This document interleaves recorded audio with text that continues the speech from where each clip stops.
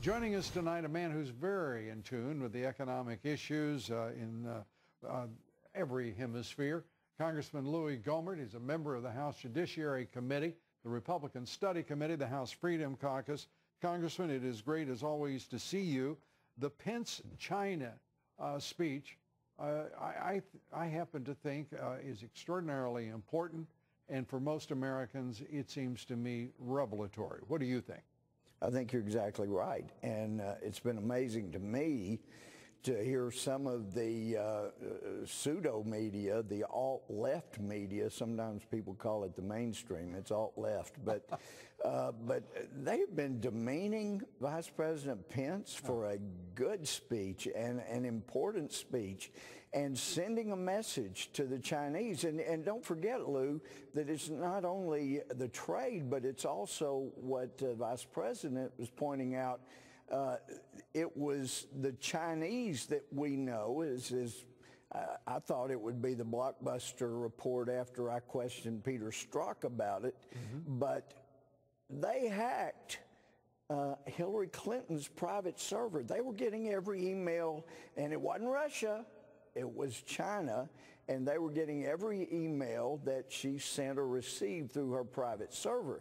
These are people that have not treated us fairly. They've been the worst abuser of patents and copyrights, and whatever direction you want to go. Human rights, there's problems there, but especially on trade. And Marsha Blackburn and I met with one of their copyright people, and when we finally talked to an honest one, he said, yeah, we've got a real problem with enforcing U.S. copyrights.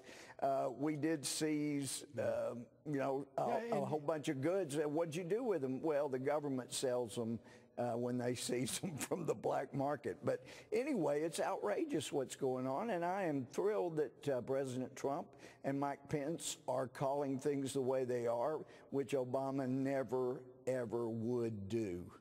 He would not, and by the way, he was not alone. Neither would George W. Bush. Neither would Bill Clinton.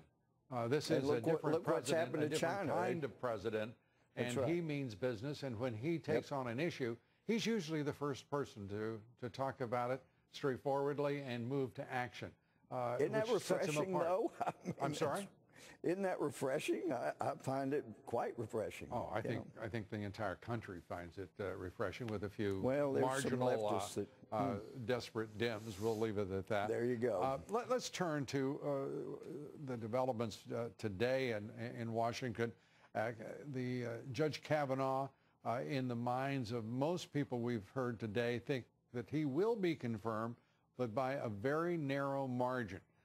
You're thinking? Well, I think you could substitute for the vote up or down on Kavanaugh, just to substitute the question, have you any decency? And if you vote yes, then yes, you do. And if you vote no on Kavanaugh, then the answer is no. I just can't imagine anybody treating a respected, they didn't treat anybody like this, not Ginsburg, Sotomayor. There were all kinds of places to go, but they treated them with respect despite the political differences, and now it is destroy anybody with whom you disagree. This is where we've gone, and frankly, Lou, it's been pretty successful for them, and so naturally they're going to be here. When you say we've gone, I truly don't believe it's we. Not yet. No, it isn't. Well, you're right. It's the left. It's not. It's the Democrats. It is the left. Who are radicalized. Right. The most recent survey showing half of millennial Democrats believe in either democratic socialism or socialism itself. This is a generation going in a different direction. The young man who was arrested in Sheila Jackson Lee's office for doxing U.S. senators.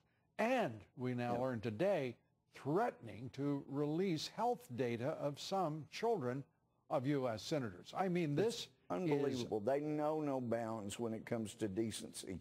Well, and, are we going to prosecute? Are we going to prosecute when they do this? Because this has got to. I hope so. It's got to end, and it's got to end here, or it's going to go to places we can't. We got to have some major changes in the FBI, or they're not going to. I mean, they lied to Jeff Sessions about the Pakistani Oh, well, I mean, they played the whole Justice Department for fools. Yeah.